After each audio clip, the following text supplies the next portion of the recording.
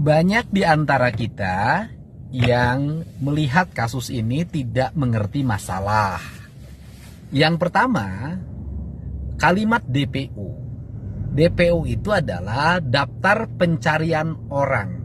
Artinya, yang di DPO-kan itu sudah melalui proses penyelidikan dan penyidikan. Kemudian ditetapkan jadi tersangka, dipanggil tidak datang, dipanggil tidak datang, dipanggil tidak datang, dijemput paksa tidak ada. Itu namanya DPO. Nah, 3 DPO yang kemarin ditetapkan oleh Polresta Cirebon pada tahun 2016 itu tidak memiliki dasar hukum, baik DPO Peggy alias Peron, Dani maupun Andi. Karena 3 DPO itu lahir dari pernyataan Sudirman yang kualitas pernyataannya patut dipertanyakan karena kemampuan Sudirman intelektualnya di bawah standar. 17 tahun usianya baru lulus SD, 4 tahun tidak naik kelas. Ini kan perlu dijelaskan nih. Sehingga kemarin pun Polda Jabar itu salah dalam mengambil tindakan karena mengikuti dari cara berpikirnya Sudirman. Sudirman dijadikan saksi mahkota. Andi sama Dani pun itu kan sudah lebih dulu dihilangkan.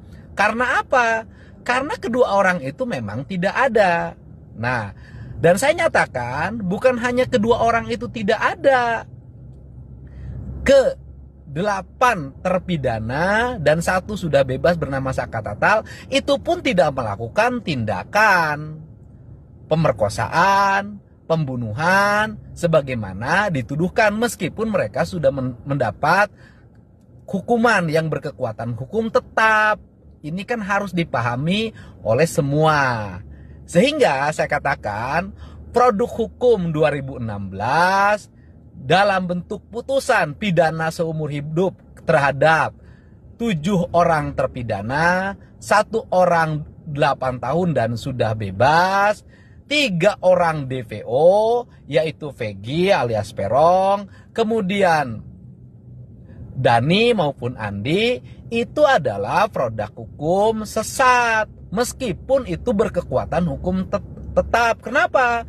Karena produk hukumnya tidak didasarkan pada alat bukti yang memadai, tetapi lebih didasarkan pada kesaksian AF, Dede, RT Pasren, dan Abdul Kahfi.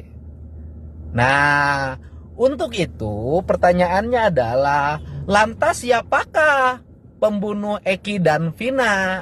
Nah, pembunuh Eki dan Vina kalau ingin ditemukan maka polisi harus melakukan penyelidikan ulang kalau menurut saya. Penyelidikan ulangnya itu harus nunggu gitu kan hasil putusan pemeriksaan dari RT Pasren atas dugaan kesaksian palsu, Abdul Kahfi atas dugaan kesaksian palsu, Aep atas dugaan kesaksian palsu, Dede atas dugaan kesaksian palsu. Nah, kalau dari 3 diperiksa ini kemudian melahirkan gitu kan perubahan status karena dugaan kesaksian palsunya ditemukan, kalau menurut saya segera polisi melakukan penyelidikan ulang. Apakah Eki dan Vina itu meninggal karena kecelakaan atau karena pembunuhan? Kalau meninggal karena kecelakaan, maka kasusnya berhenti karena namanya juga kecelakaan. Tetapi kalau meninggalnya karena pembunuhan, tugas polisi terutama Mabes Polri adalah mengungkap siapa pembunuh dari Eki dan Vina itu. Dan pengungkapkan pembunuhan tidak bisa berangkat dari DPO, tapi harus dilakukan penyelidikan ulang apabila pembunuhan itu terjadi. Semoga semuanya menjadi paham dan apa yang disampaikan harus didasarkan pada data-data, alat bukti dan cara berpikir rasional. Tidak membawa kasus ini ke wilayah-wilayah imajinatif yang tanpa dasar karena akan melahirkan kekeliruan yang berikutnya.